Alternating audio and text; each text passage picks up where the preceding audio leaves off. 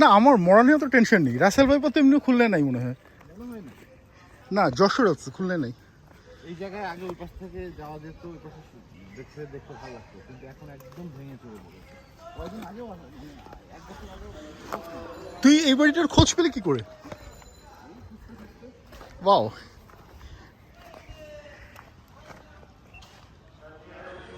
এটা একটা নীলকুঠি এবং খুলনার প্রথম দালান বাড়ি।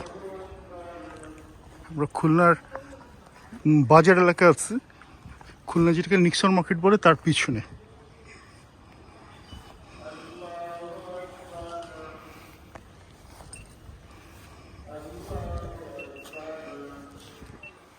ইতিহাস জানিস এটার? না বল। আমি তো তোর মতো এত ভালো ইতিহাস বলতে পারি না। যাকে যতদূর জানি সেটা হচ্ছে 1805 সালে। হ্যাঁ, আমি একটু উপরে উঠি। ইয়েস। 1805 সালে অ্যান্ডারসন দৌলতপুরে, খুলনা দৌলতপুরে প্রথম নীলকুঠি স্থাপন করেন। ওকে। এবং এখানে আমাদের ওঠার জায়গা ছিল, এখন নাই। ও ও ও,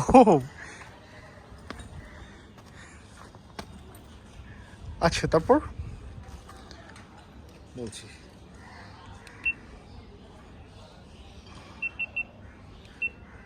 আচ্ছা, খুলনার প্রথম নীলকুঠি হয় কিন্তু দৌলতপুরে 1805 সালে। হ্যাঁ, বাই অ্যান্ডারসন। হ্যাঁ, বাই অ্যান্ডারসন। ওকে। বাট এটা হচ্ছে সেকেন্ড নীলকুঠি। Okay. যেটা খুলনা, এই যে বড় বাজার, এই যে বাইরে হচ্ছে বড় বাজার, নিক্সন মার্কেট, ঠিক এর ভিতরে এখানে আগে কিন্তু এখানে নিক্সন মার্কেট ছিল না। এবং যখন এই নীলকুঠিটা স্থাপন করা হয় তখনও কিন্তু এখানে তখন খুলনা শহর প্রতিষ্ঠিতই হয়নি। ও, খুলনা শহর প্রতিষ্ঠিত হওয়ার আগে এটা? হ্যাঁ,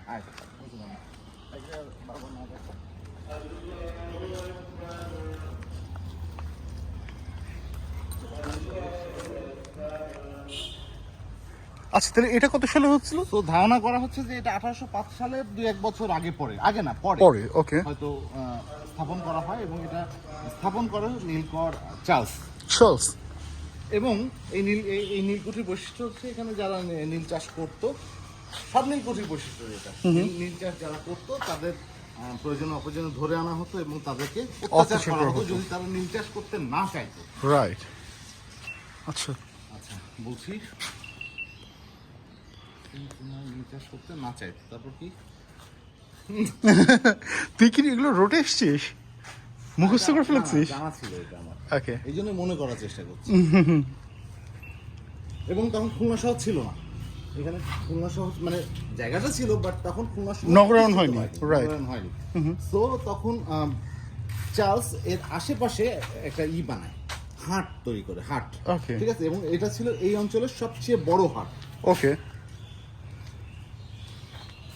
এবং সেই হাটকে বলা হতো চার্লসের হাট। চার্লসের হাট। ওকে। Charles market. ওকে। পরবর্তীতে সেটা খুলনা বড় বাজার হয়, ভৈরব নদী, ওই পাশে হচ্ছে ভৈরব নদী। ঠিক। এবং এখানে হয় বড় বাজার। তো আমরা এখানে ঢুকতে খুব ভয় পাচ্ছি, কারণ যেভাবে না, রাসেলস ভাইপার খুলনায় নেই। তুমি বলতে পারো না যে রাসেলস ভাইপার খুলনায় নেই। That's true, you never know. আমার এক বন্ধু আছে, তার ভাইপোর নাম হচ্ছে রাসেল। সে তাকে ডাকে রাসেল ভাইপো। পারফেক্ট। আমরা আসছি এখন নীলকুঠি, চাষের নীলকুঠির ভিতরে, যেটা এখন প্রায় সম্পূর্ণই ভগ্নদশা। এবং এটা এখন আছে কিন্তু রেলওয়ে আন্ডারে। আচ্ছা, এটার প্রপার্টিটার মালিক রেলওয়ে? সময় ভেঙে ফেলতে পারে। That would be really sad. কি বলবো, কোনো জিনিসের মর্ম বুঝি না, ভেঙে ফেলে এখানে যদি আবাসন করতে পারে সেটাই তাদের লাভ। কয় পয়সার লাভ হবে এই জিনিসটা আরেকবার পাবে ওরা? ব্রিটিশ ঔপনিবেশিকতার একদম সবচেয়ে প্রকৃষ্ট উদাহরণ নীলকুঠি, রাইট?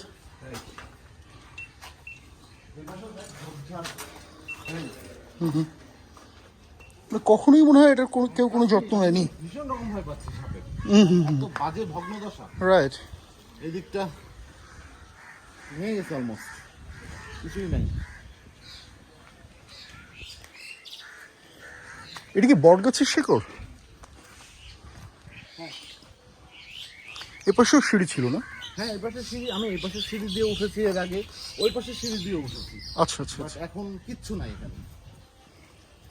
আর এত পরিমাণ ঝোপঝাড় আর ঘন ঝোপঝাড় ঘাস, যে সাপ আসতে পারে যে কোনো সময়।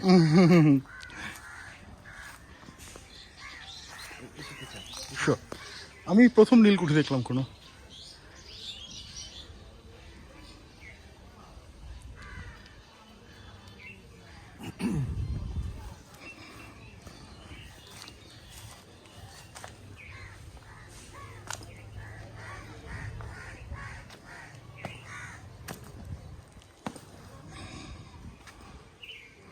আর এখানে তো অনেক সিঁড়ি রে, এ পাশেও সিঁড়ি আছে। ইয়া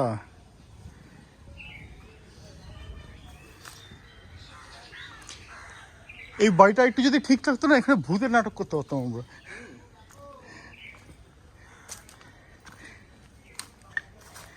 একটু পিছিয়ে আসবি? Yeah sure. পিছিয়ে আসবো না, ও পাশে চলে যাবো। ওকে আমি একটু পিওর ভিডিও একটু নিয়ে নিই দু একটা শটের জন্য। শিওর।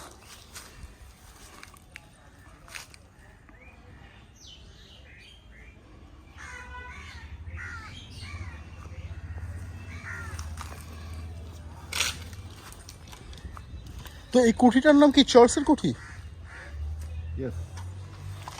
এমনকি এই যে বাইরের বাজারটা, এটাও আগে ছিল চার্লসের মার্কেট বা চার্লসের হাট। চার্লসের হাট। সেটা এখন বড় বাজার বা নিক্সান মার্কেট, বিভিন্ন রকমের নাম।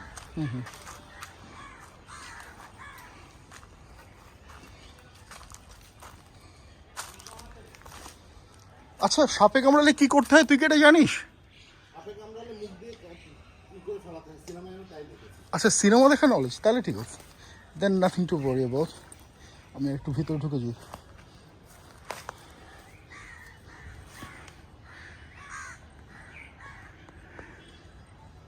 দুই পাশে সিঁড়ি আছে, এ পাশে তিন পাশে সিঁড়ি আছে, এ পাশটায় নাই।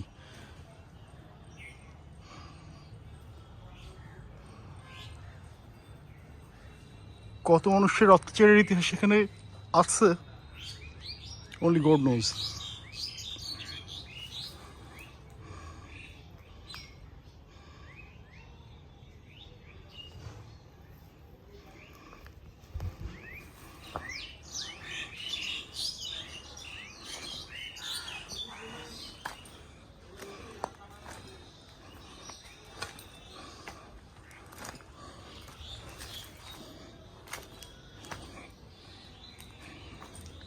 আমরা আবার খান্ডারের মধ্যে যাচ্ছি, ভগ্ন স্তূপের ভেতরে। Don't care if Russell vipers are there. I don't believe they are. এটা হাউস ছিল না এমনি পানি জমাচ্ছে, খোদা জানে।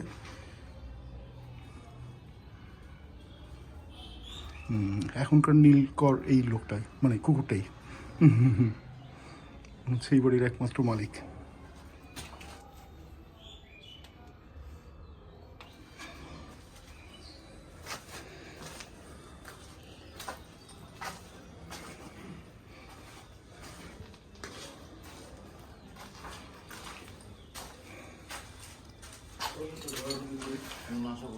ইয়া আচ্ছা, কোন ঘরে ওদের আটকে রাখতো এটা জানা যায় না? না দোস্ত, সেরকম তেমন কিছু জানা যায়নি যে কোথায় রেখে ওরা অত্যাচার করতো, বাট কিছু ভৌতিক শোনা যায়, যে কিছু ভৌতিক শব্দ টব্দ এখান থেকে আসে। Really?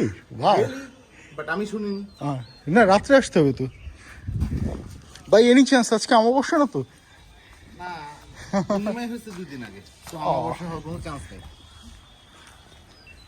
That's sad.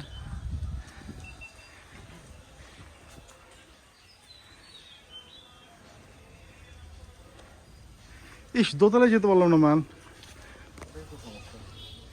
Really sad.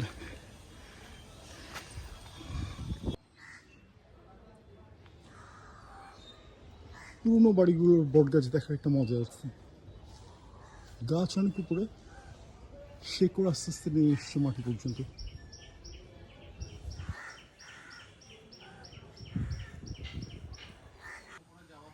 Line নাই, আছে হয়তো এখান থেকে করা যাইতে পারে, বাট সে ধরনের রিস্ক নিতে যাচ্ছে না।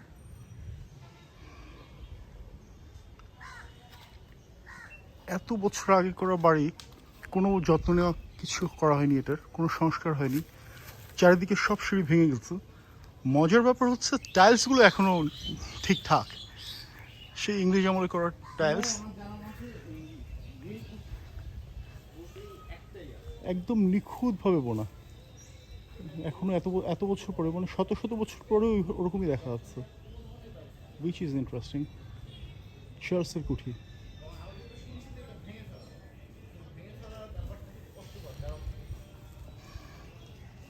সম্পূর্ণ একটা ঐতিহাসিক। সার্সার তথ্য অনুযায়ী এই প্রপার্টির মালিক রেলওয়ে, এবং রেলওয়ে অচিরেই এটাকে ভেঙে ফেলবে for building some commercial establishment or something. এর থেকে হতাশাজনক আর কী হতে পারে? আমরা আমাদের ট্রেজারগুলো নষ্ট করে প্রপার্টি তৈরি করছি, মানে সম্পদ নষ্ট করে সম্পত্তি। যাওয়ার কোনো উপায় দেখছিস? Yeah. নাকি ফুল না না, ইউ ক্যান। গেছিস? হ্যাঁ, খানিকটা। আর যদি একটা সাপ কামড় বসা দেয় কি করবি? না, আমি কি করবো তা না, তুই কি করবি? কামড়াবো তো আমারে। দোস্ত, আমাকে যদি একটা সাপ কামড়ায়, হুম। তুই জাস্ট পায়ের কাপড় তুলে হ্যাঁ। এখানে কামড়াবে, ওখানে চুষবো। ওখান থেকে মানে মানে চুষে চুষে রক্ত বের করা শুরু করবি। তোর কি ধারণা তুই বেদের মেয়ে জোস না? না না, আমি বেদে নিয়ে দোস্ত হতে আয় আয় আয়, আয় এদিকে। এবং এখানে মাঝে মাঝে দেখি তোরে সাপে কামড়ায় কিনা। রেলওয়ে মসজিদ রোড। Thank you.